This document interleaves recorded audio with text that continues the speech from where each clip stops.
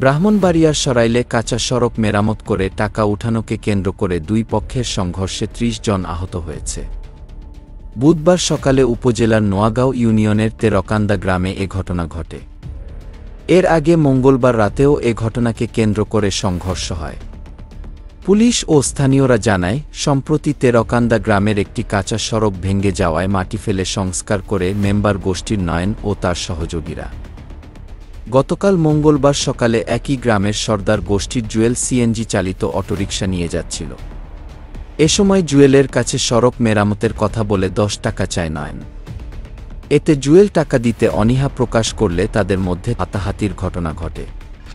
বিষয়টি মীমাংসা করতে সন্ধ্যায় সালিশে বসে দুই পক্ষের লোকজন।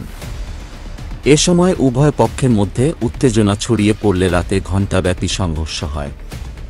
আহতদের স্থানীয় উপজেলা স্বাস্থ্য কমপ্লেক্সে চিকিৎসা দেওয়া হয়েছে।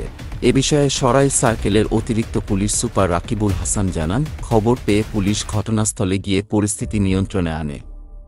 ফের সংঘর্ষ এড়াতে ঘটনাস্থলে পুলিশ মোতায়েন রয়েছে। ব্রাহ্মণবাড়িয়া থেকে আহসানুল হক নয়নের পাঠানো তথ্যচিত্রে। নিউজ ডেস্ক, বাংলাদেশ আমার।